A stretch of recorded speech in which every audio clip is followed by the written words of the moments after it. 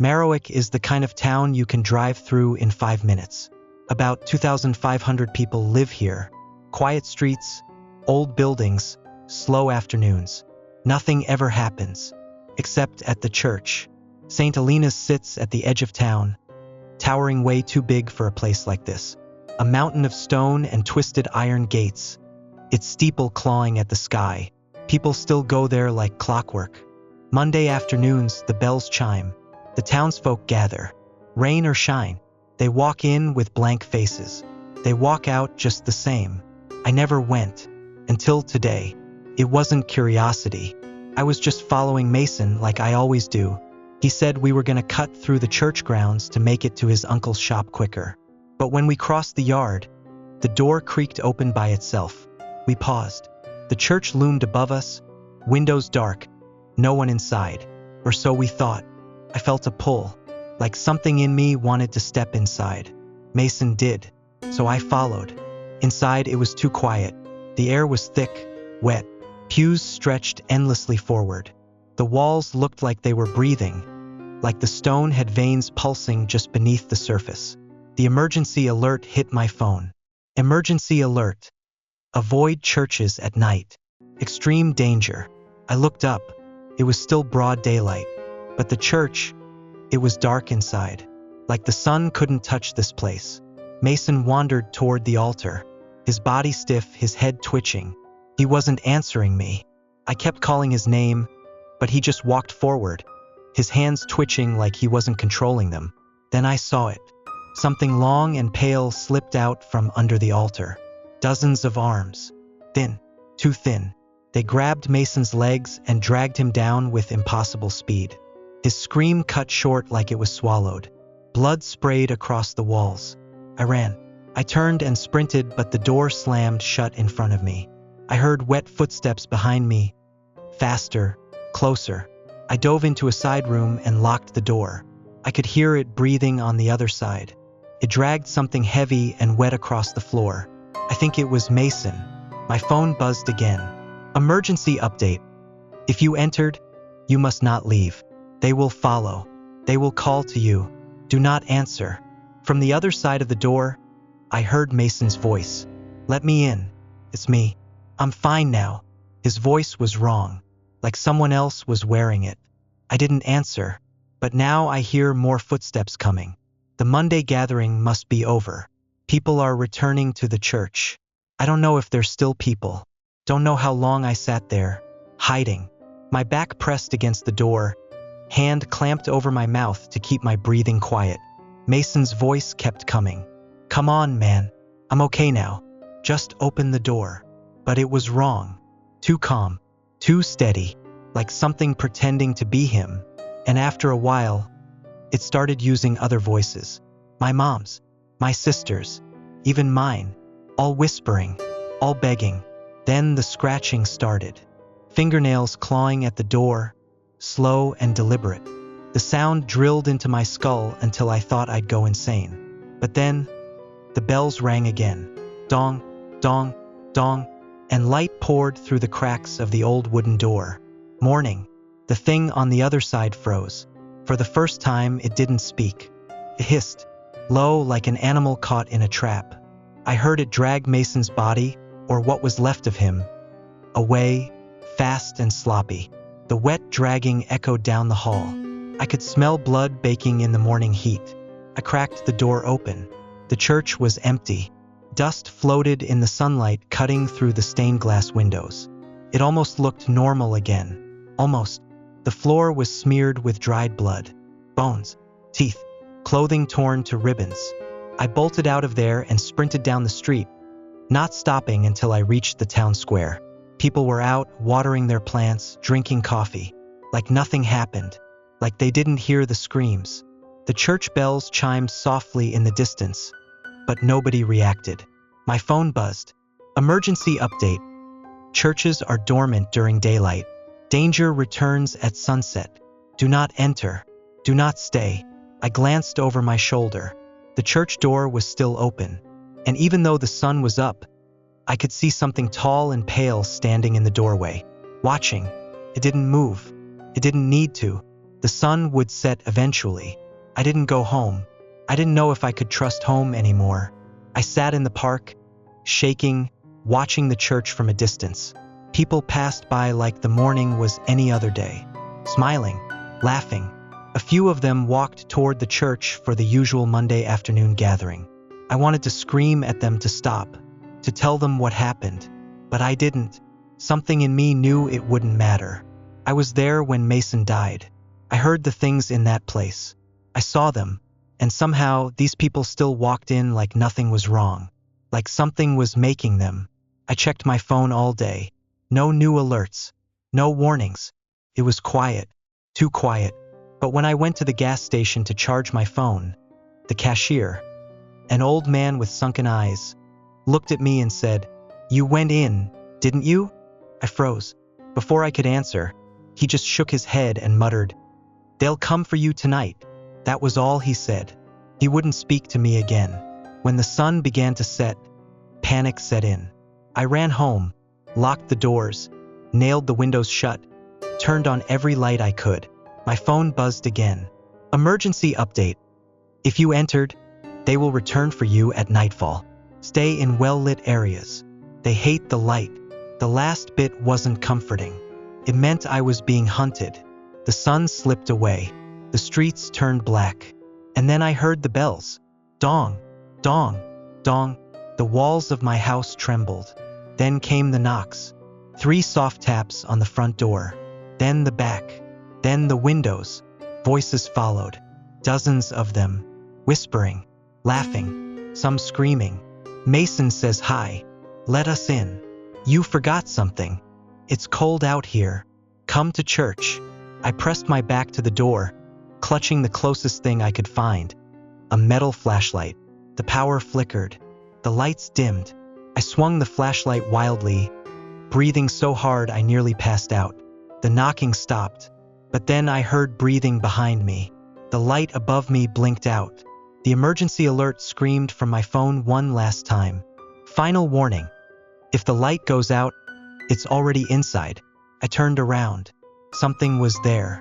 Long, pale, grinning. I didn't think. I swung the flashlight as hard as I could at the thing standing behind me. The metal cracked against its arm. The flashlight shattered. But the thing didn't even flinch. Its skin sagged, pale and stretched like old paper. Its grin wide, impossibly wide, splitting where its cheeks should have been. I ran. I sprinted through the house, slamming doors behind me, fumbling for every light switch. My heart was beating so loud I could barely hear the thing chasing me, but I felt it. This wet, dragging steps, its claws scraping along the walls. When I made it to the bathroom, I locked the door and flicked the lights on. The buzzing fluorescent light above me felt like the only thing holding it back. My phone buzzed again. Emergency update. Stay in light. Direct contact with creatures results in severe damage. Severe damage? I looked down. My hand was bleeding. Deep cuts, probably from the broken flashlight. But something was wrong. The blood wasn't just dripping, it was pulling, sliding toward the crack under the door, like the church was calling to it. I pressed my hand against a towel, shaking, feeling something scratching at the other side of the door. Then I heard Mason's voice again. "You don't have to be afraid. It's better on the other side. No pain here." Bang. Something slammed against the door. The hinges creaked. Bang. The lights flickered. Bang. I screamed and shoved the sink toward the door, bracing it. The light buzzed violently, threatening to die. Then silence. I sat there in the white glare, holding my breath for what felt like hours. I thought it was over, until I noticed something dripping from the ceiling. A thick, black liquid. I looked up. It was in the vents, its face shoved through the grate, twisting and snarling. It laughed in Mason's voice. The power surged, the light went out. I kicked open the bathroom door and sprinted down the hall as claws scraped at my back, tearing into my shoulder, my side. Blood spilled fast, soaking my clothes, but I didn't stop. I didn't even scream. I fumbled with the front door lock. The creature's long fingers wrapped around my ankle, but I kicked free and threw myself outside into the porch light. The thing stopped at the door. It hissed and retreated, dragging its claws across the floor as it disappeared into the dark. I collapsed on the front steps, gasping, bleeding, phone buzzing in my hand. Emergency alert. Sunrise temporarily halts activity. You will be pursued each night. Evacuate the town. Immediate. The bells rang softly in the distance. I know they're coming back for me, and I know next time I won't be so lucky. I didn't wait for the sunrise. I shoved a towel against my bleeding shoulder, grabbed my keys, and drove. I didn't care where, just away. The emergency alert kept flashing on my phone. Evacuate the town immediately. Do not delay. Do not trust anyone. I pushed the gas pedal harder. The streets were empty, the orange glow of streetlights flickering in the fog. I drove south, but the road stretched longer than it should. I turned west, different street, same problem. Every sign I passed read the same thing. Welcome to Marowak. No matter where I turned, I was still here. I slammed the brakes and stepped out, pacing in the middle of the road, clutching my phone, waiting for another alert. Then I noticed someone standing nearby. Mr. Caldwell, the old man from the gas station. He was smiling, calm. He didn't look surprised to see me. You're still here, he said, stepping closer. I thought you might try to run. They always do. What are you talking about? I asked, my throat raw, my head spinning. Why didn't anyone tell me what the church is? His smile didn't fade. We all know. Everyone in Marowak knows. It's the arrangement. Has been for years. I stepped back. My stomach dropped. You send people in there? We send outsiders, he corrected with a soft chuckle. But sometimes one of our own gets curious. The air around me thickened. I heard more footsteps behind me. I turned and saw them. Neighbors, classmates, teachers, all gathering, faces blank, eyes hollow. You belong to the church now, Caldwell whispered. That's the deal. Takes one, and the rest of us stay safe. For a while, I wanted to scream, to run. But where would I go? Every road led back here. You can run if you want, he said, walking past me. But you'll always end up back at the church. You're marked. It'll follow you no matter where you go. I stared at the church in the distance. Its doors were wide open. The bells rang softly, calling me home. And all around me, the townspeople smiled. I didn't run. I stared at them. My neighbors, my friends, people I'd grown up with. They knew. They always knew. I wasn't going to beg. I wasn't going to run. If the church was going to take me, I wasn't going alone. I still had my crowbar in the trunk. My flashlight was broken, but it didn't matter anymore. I grabbed the crowbar and walked toward them. Come on then, I said, my voice cracking but steady. If you've already written me off, let's see how many of you I can take with me first. For a moment they hesitated. Maybe they thought I would be like the others, scared, obedient. But I swung first. The first hit cracked Caldwell's skull open like it was nothing. Blood splattered across the pavement. His body dropped. Silence followed. Then they rushed me. I don't remember how many I took down. I swung until my arms burned, until my clothes were soaked in blood that wasn't mine. I crushed knees, cracked ribs, shattered jaws. I don't even know who they were anymore. I didn't care. The emergency alert buzzed again, but I ignored it. I didn't need it to tell me what I already knew. I was marked. I wouldn't survive this, but neither would they. When I finally dropped to my knees, covered in cuts, bruises, and someone else's teeth stuck in my arm, I heard the bells again. The church doors glowed faintly. The thing was waiting. I limped forward, leaving a trail of blood behind me. I wasn't walking in as a victim. I wasn't walking in alone, because I heard them now. Some of the townspeople I'd torn apart. They weren't dead. They were dragging themselves after me, bleeding, broken. The church wouldn't just take me. I was bringing it company. If I was going to hell, I'd take them with me. I staggered toward the church, crowbar dragging along the pavement, painting a streak of blood behind me. The townspeople I'd left broken followed me, crawling, limping, barely alive, but they followed. The bells kept ringing, pulling me closer. Dong, dong, dong. When I reached the door, I didn't hesitate. I shoved it open and stepped inside. The air was thick, wet. The walls pulsed like muscle. The ceiling dripped black fluid. Bones and shredded skin hung like decorations. And waiting in the center aisle was the thing that had chased me. Tall, grinning, its face stretching as it welcomed me. "You came back," it rasped in a voice that didn't belong to anyone. "You've brought us so much." I raised the crowbar. "I'm not here to beg." The thing laughed, a horrible, broken sound that rattled the walls. "Not yet," it said, "but soon. The church is hungry. You are part of it now." The crawling townspeople dragged themselves in behind me, blood oozing from their mouths, their eyes wide but empty. It was like the church had already claimed them. "You want me?" I spat, stepping forward. "Then take me." I lit the flare I stole from Mason's garage. Bright red flame cut through the black air. The creature hissed, recoiling from the light. I threw it straight into the pile of gunpowder bags I'd stashed earlier when I looped back through the supply shed. The explosion ripped through the church. Flames engulfed the walls, the pews, the thing's body. The fire roared loud enough to drown out the screaming. I hit the ground hard, pain exploding in my ribs, but I kept crawling, dragging myself toward the exit. The emergency alert buzzed one last time. "Warning. Destruction will not save you. The church cannot be destroyed. Run." But I didn't care. Even as the flames twisted unnaturally, bending toward me like they were alive, I smiled through the blood in my teeth. Even if I couldn't destroy it, I made it bleed. Even if I died here, I didn't go quietly. Even if it follows me into death, I'll still fight it there. As the burning ceiling collapsed behind me, I pulled myself into the sunlight, and I heard the bells, still ringing, still calling. I should have died in that fire. The blast shattered half the church, splintered the stone walls, sent burning beams crashing down. But I crawled out. I made it to the street. Smoke still clung to my skin. My ears rang.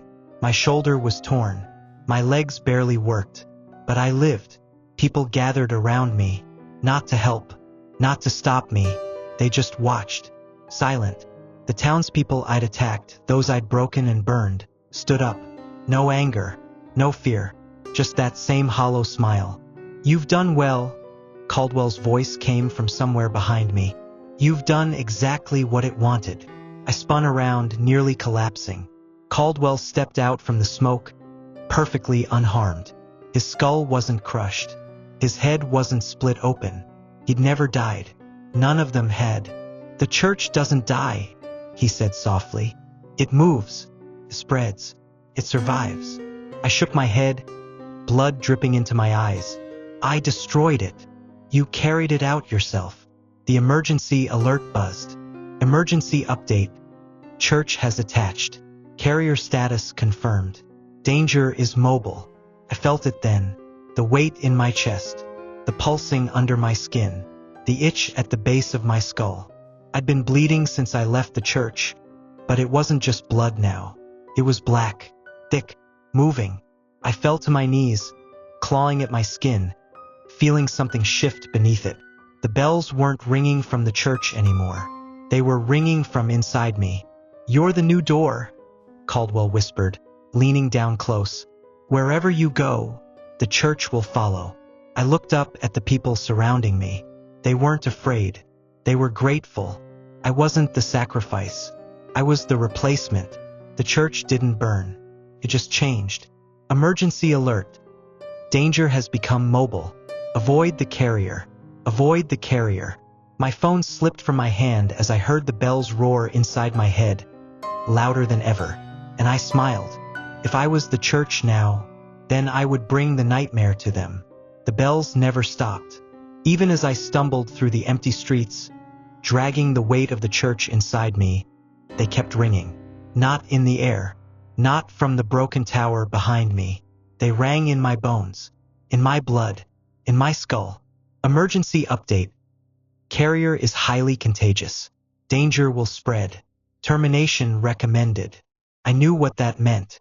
I wasn't just a door, I was a seed. Wherever I went, the church would grow again.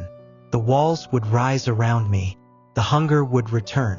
I could already feel it reaching through me, whispering for more blood, more lives, more sacrifices. It wanted to spread, to survive, but it didn't expect me to stop it. Not like this. I drove out of Marowak as fast as my body could handle, the bells screaming in my ears, my vision blurred, my hands numb. I didn't know if the emergency alerts were still broadcasting to anyone else. I didn't care. I just needed one last place. Somewhere empty. Somewhere the church couldn't reach another soul. I found it. An old quarry, abandoned years ago. Cracked cliffs. Black water. No one around. I parked at the edge, the engine still running. My breathing was sharp. My skin burned as the black veins pulsed harder, faster, trying to take control. The church inside me begged, promised power, promised survival, but I wasn't listening anymore. I sent a final message to anyone still watching the emergency alerts. Final alert. Termination successful. The church ends here. I jammed the gas pedal. The car lurched forward, tires screaming, the cliff rushing toward me.